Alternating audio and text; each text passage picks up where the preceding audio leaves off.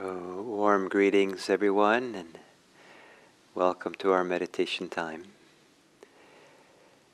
And one of the principles of mindfulness meditation is, or one of the potentials, is to be equanimously mindful of everything. That no matter what the experience we're having, it's possible to have a relaxed, calm, clear recognition that this is happening. And in relationship to mental activity, the topic of this week, thinking, mindfulness meditation is not making an enemy of our thinking. It's not condemning it to some place where it's not supposed to exist at all and we're supposed to get rid of it. It certainly can calm down thinking, and it's quite nice to have it become quieter and stiller. Sometimes there seems to be thinking stops entirely, and it can be very peaceful. But that's not necessarily the point. The point of mindfulness meditation is to see clearly without being for or against the experience. Being for and against, that's, that is a different capacity of the mind. It's a different function of the mind that sometimes has a role and sometimes doesn't. But for mindfulness itself, it's just a simple being present for our experience. So with that as an introduction, maybe just close your eyes as you are and think that the principle for mindfulness meditation is that you're allowed to come as you are. To come as you are meditation. And so when you sit and close your eyes, one of the possibilities is begin first by just noticing how you are. Without any effort to meditate, just notice how you are right now. What's happening for you in your body? What's happening for you in your heart? And what's happening for you in your mind?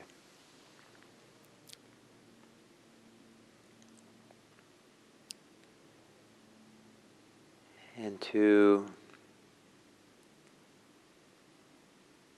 in particular, for the purposes of today,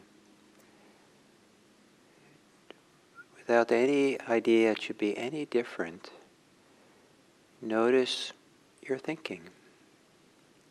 Allow yourself to think whatever you happen to be thinking, but just to become aware of it. Be curious. A simple recognition of what you're thinking.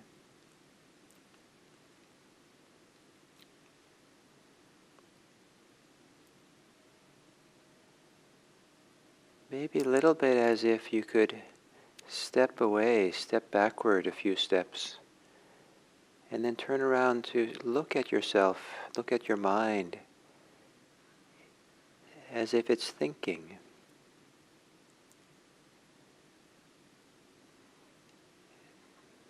Thinking in words, thinking in images. Sometimes just that clear recognition and allowance to think. The thinking quiets down or even stops sometimes. It'll come back. So just take your time and notice how it is. And notice the energy of thinking, the pull of it. Is it strong? Is it weak?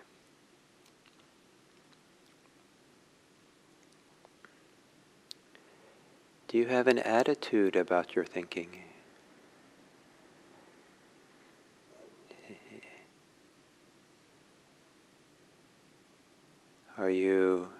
Do you relate to your thoughts as if you relate to them in a friendly way? In a hostile way? Indifferent way?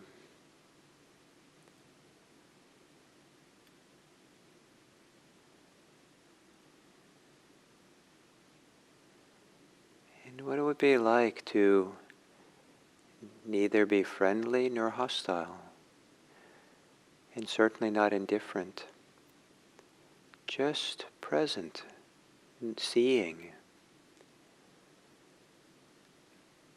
in the way that you would maybe look at walking down the street, you might look at a tree, or look up in the sky and watch clouds sail by.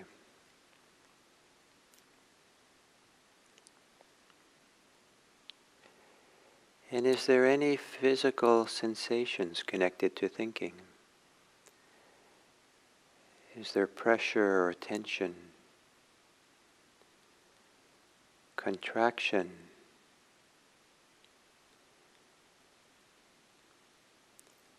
Is it the experience, not what you're thinking about, but the experience of thinking in and of itself as an experience, as something that this has sensations, or you can feel it in some way? Is it pleasant or unpleasant?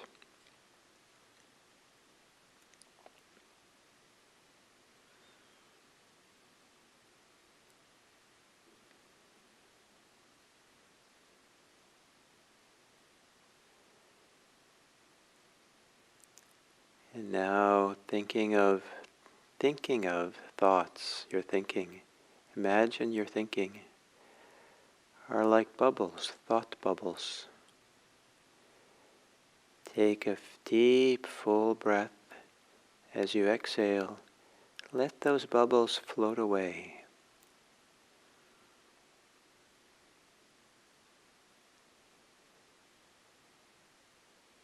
Deep breath in, relaxing the mental activity,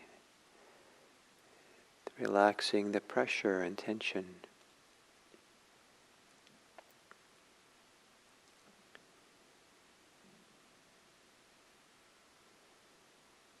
And now, continue thinking as the mind wants to think. But can you think in quieter ways? Can you think with a quieter voice or calmer images? Maybe you let the images recede a little bit further away from you, or they slow down. The quieter thoughts, slower thoughts, adjusting the volume and the speed of your thinking.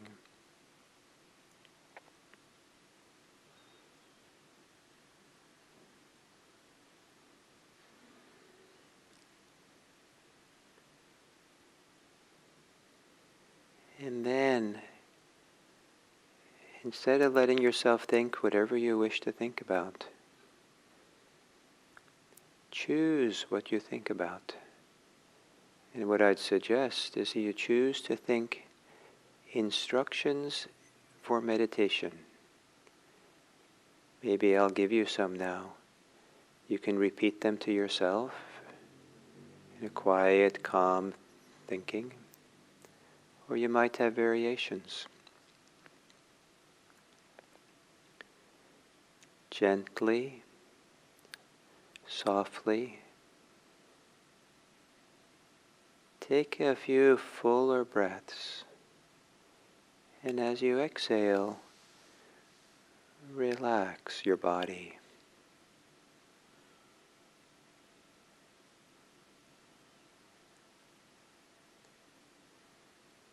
As you exhale, softening the shoulders.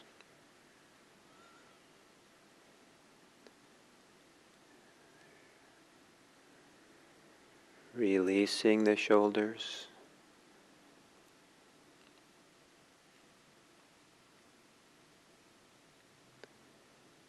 As you exhale, softening the belly.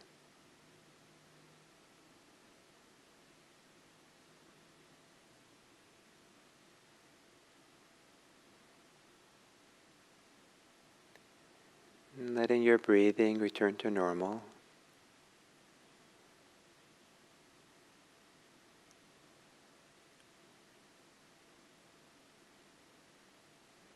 as you exhale, soften the muscles of your face.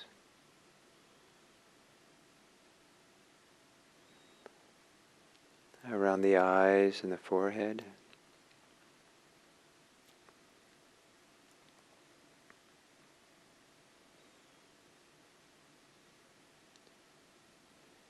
And soften what can be softened in the area of your brain,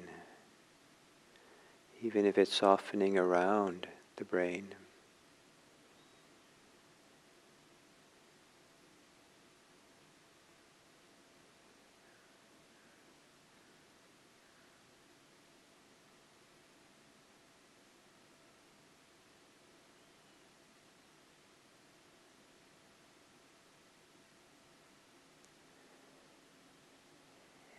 And then to settle into the experience of the body breathing.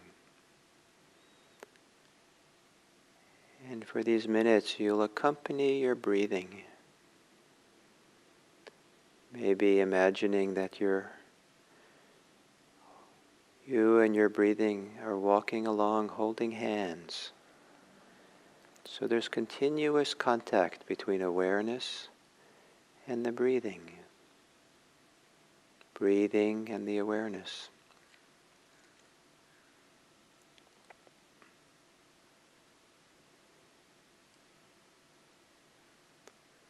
And without leaving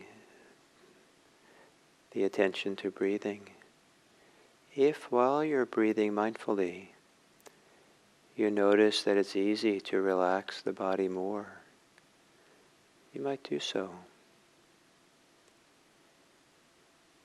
If you notice that there's a feelings of well-being or contentment or joy, allow it to grow. Allow it, give it space in your body. And if you notice it's possible to relax the mental activity, the thinking muscle, without leaving your breathing, maybe on the exhale, relax the mental activity. But all along, accompanying your breathing, awareness and breathing, walking along, hand in hand.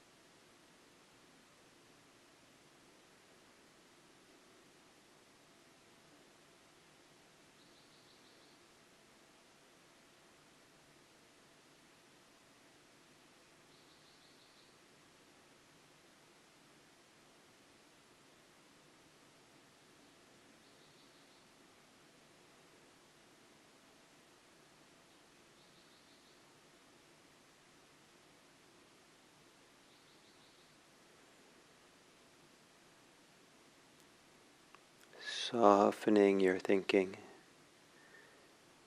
slowing your thinking down.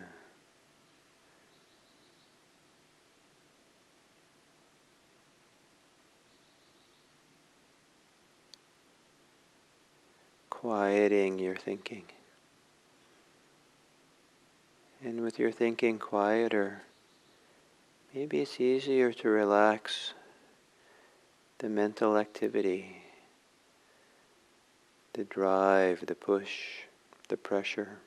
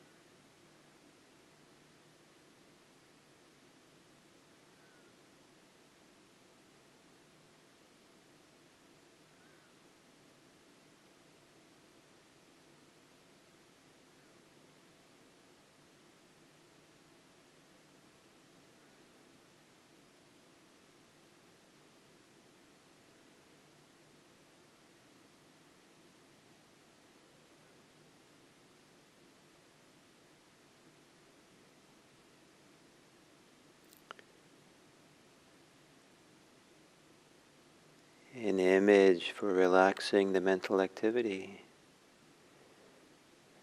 is that of a flower bud that goes from being tightly closed to opening up wide, so the inside of the petals are open to the wide open sky and space. So we relax the mind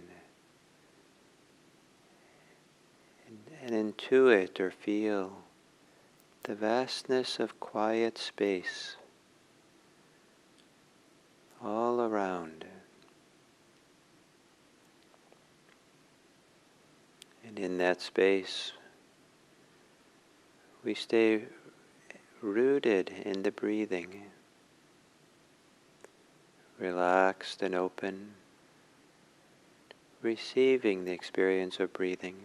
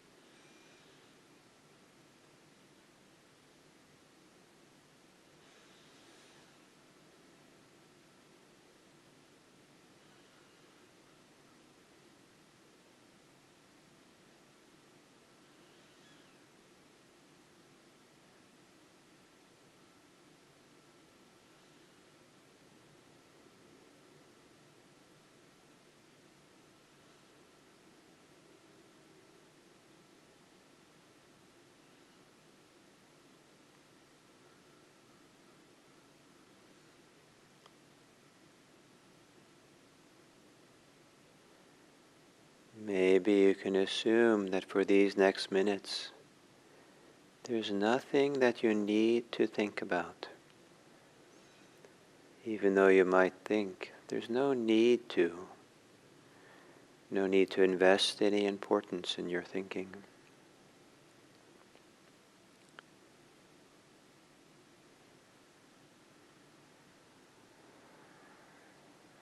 And there might be a greater contentment available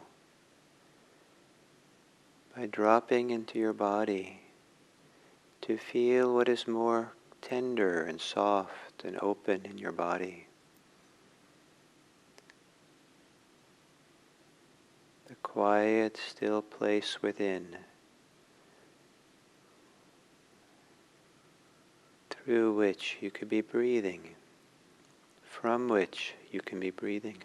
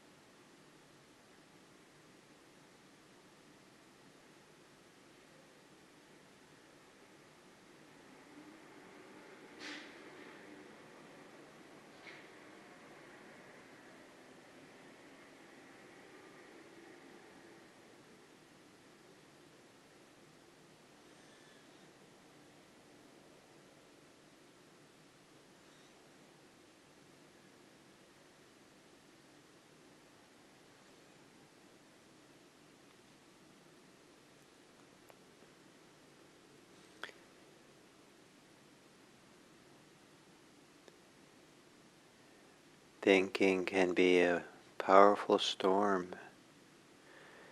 howling wind,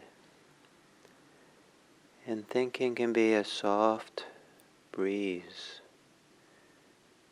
a soft, refreshing breeze that lightly moves through us.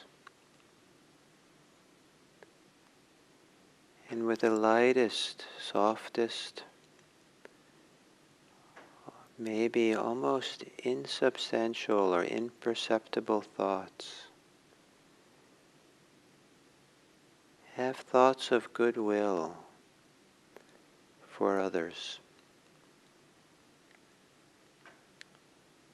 Maybe thoughts of wishing them well, wishing them happiness and peace. And see how softly is there from a still, tender place within that you can silently in your mind atone, evoke thoughts, ideas, wishes of goodwill for others.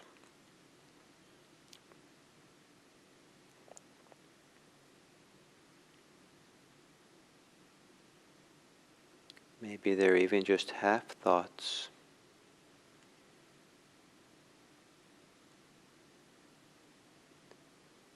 In a way that opens you up, your heart opens you to a care, a tender care, respect and valuing of others.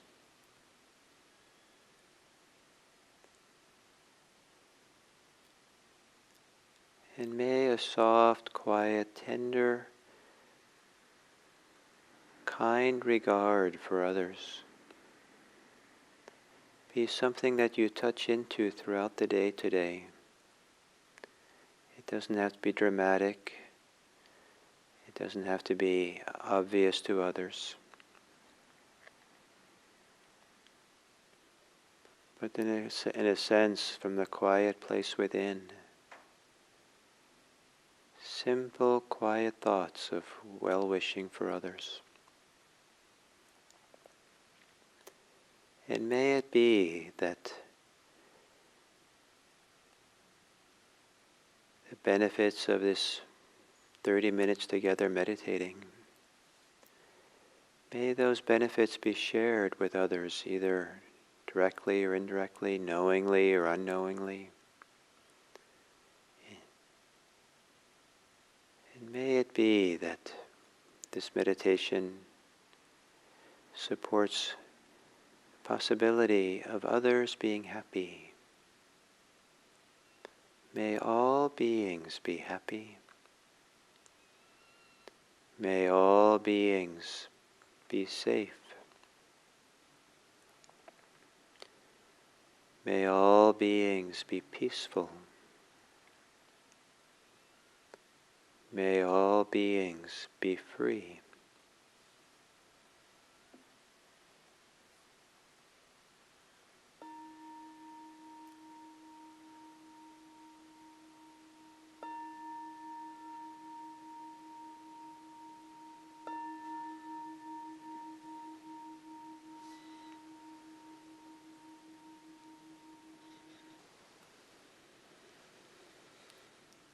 So continuing these talks on anapanasati, mindfulness of breathing.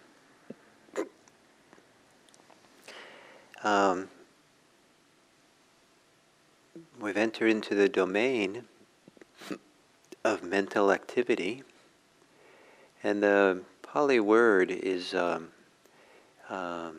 chitta sankhara. So it's chitta, usually translated as mind, and sankhara is formations, or I'm calling it to this week activities of the mind. And so activities of the mind.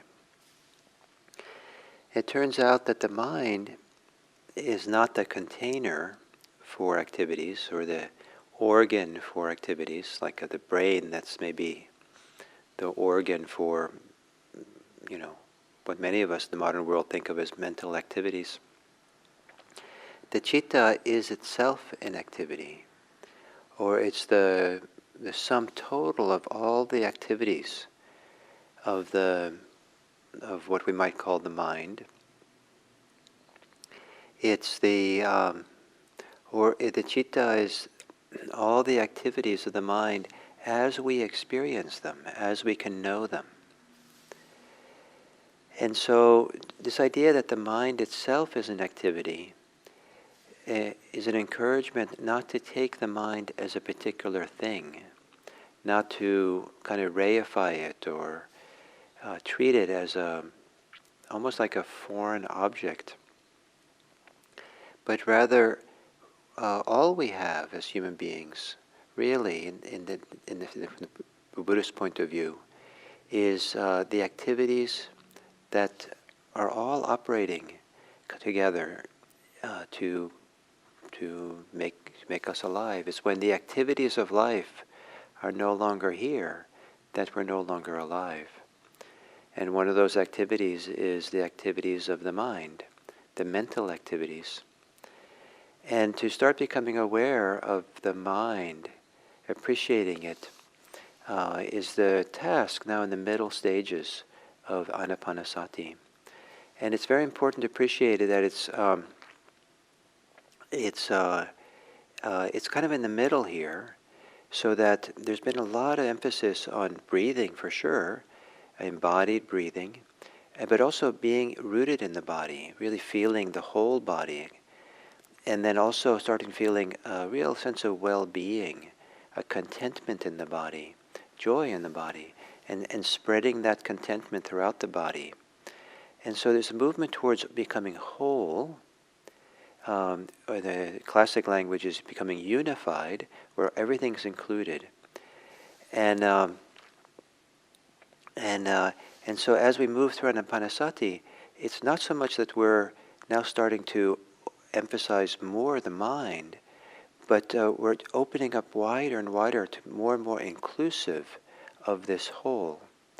But if we're very quiet and still, centered and in the body begins to, because it's taken care of so well, because it's no longer a challenging place to be in deeper meditation, that the body begins to recede from as a central focus of awareness. The breathing tends to change its quality, and it's fascinating to watch as we go through meditation the different stages that breathing will take. And sometimes breathing will go very quiet and subtle and still. Sometimes it's so quiet, the breathing, it seems like we've stopped breathing. The first time that happened to me in meditation, I was very content and kind of a lot of well-being and just sitting there very still and no trouble at all.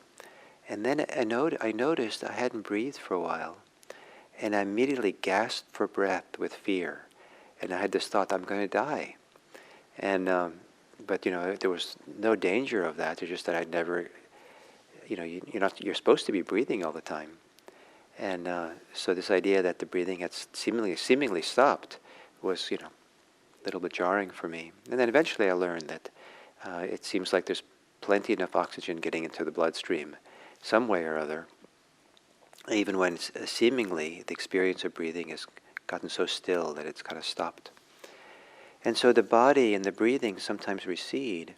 And so then this sense of wholeness and inclusion begins to include the mental activity, the mind itself. And one of the things we begin appreciating in this path, in this journey, is at some point it's possible to understand that the body itself, not the physical body, but the body that we experience, how we experience the body, is a byproduct or contingent upon the mental activities we have. So if the mind is really quiet and still, the construction of the body, the making of the body experiences and interpreting the body and focusing the body begins to recede as well. And the experienced body begins to become more porous, more transparent, more translucent, until it also sometimes kind of disappears. So this activity of the mind is part of this, is in sense, all, in some forms of Buddhism, they say it's all we have, all there is. Consciousness is all there is, they say. But I don't think that the Buddha would say that. But he would say that most of what we experience, our experience of life, is very much conditioned and affected by the quality and the activity and of the mind itself, of this citta. So this citta activity, the activity of the mind, is actually a very important part of our, hugely important part of our life. And it's how we construct ourselves, construct our world, and the way that we live in it and experience it. So to start becoming aware, not of this complicated idea that we're constructing our own experience in some way, or influencing it greatly, but to begin appreciating that it's actually possible to quiet the mind, still the mind, soften the mind. Not so much by necessarily doing it too intentionally, but it tends to happen as we start getting more and more settled and unified, less in conflict with things, less in conflict with the mind or the heart or the world. And there's kind of a less being for and against things. The mind tends to become quieter. And the activity slows down, but slowing down doesn't mean we become slow-witted. It's like I said the last few days. The mind actually operates so much better, clearer, more creatively, more intelligently, more wisely, when the less active energy or less applied energy goes into our thinking, into the mental activity. And the mental activity is kind of like it begins coasting, or it comes into a harmony where there's no resistance to anything. There's no, and so it just kind of begins to operate in a very harmonious, deep way, and almost effortlessly. So this movement of quieting the mental activity. So part of this anapanasati is then to recognize what it feels like, the mental activity, the experience of it. And that's how we can start becoming aware of how energetic it is, how tense it is, how much pressure there's in it, contraction, how much resistance there is, how much agitation there is in the mental activity. And then to hold that in awareness, breathe with that, just be aware of that. And then when it's easy, to relax, calm the mental activities. Not to do that too much, not to make it a big project. In fact, the bigger project than calming the mental activities is just to get to know it. Step 7. I can't underestimate how important it is for people who do Vipassana practice to really just learn the art of just knowing the experience really well and knowing how to be with it without being for and against it, without being actively engaged, trying to do something with it. And when that's learned well, then it's a really good time to actively quiet and soften the mind, the mental activity, to let go of our thoughts, to let go of our preoccupations, but not to do it because we have to, but because it's wise to do it. Not do it because we're expecting to be successful, but just because, we're quiet and peaceful and calm enough that why not? Why not let the mind become even stiller and quieter? And so appreciating the mind as an activities, and relaxing it, calming it, and then also beginning to appreciate and recognize the ways in which the mental activity has become calm, has become quieter. And that's a relative degree. If you're super agitated, it's really good to appreciate that now you're half agitated, and before you were 100% agitated. Rather than feeling upset about the 50% agitation, celebrate it. Any movement in the right direction in meditation should just be celebrated, rather than to give yourself more material for why you're not far enough along and not doing better. And but then to appreciate the calmness of the mind, the tranquility of the mind. And for the Buddha, tranquility begets tranquility. Tranquility, he actually used the word food. Tranquility is the food or the nourishment for more tranquility. So as we relax, calm the mind, as the mind becomes calmer, nourish yourself with that calm. Take it in, enjoy it. Let it spread, let it be more part of who you are, and appreciate it. I've had situations where I got calm enough, but the authority of my thoughts and my sense of responsibility was strong enough that I felt like I had to think about things and not sit and appreciate the calm. But tranquility is the food for more tranquility. So you're allowed to take in that food. You're allowed to be nourished by it when it's there, when it comes. So step 7 is breathing in. One experiences mental activity. Breathing out, one experiences mental activity. Step 8 is breathing in. One calms the mental activity. Breathing out, one calms the mental activity. And so I hope that you enjoy that. And also I hope that you don't set up an excited mind in opposition to a calm mind. Because there are times in life where it's quite wonderful to be excited and engaged in things and to be able to be fluid and relaxed and fluid and just going back and forth between happily excited minds and happily calm minds is one of the joys of practice. So enjoy your day. Thank you.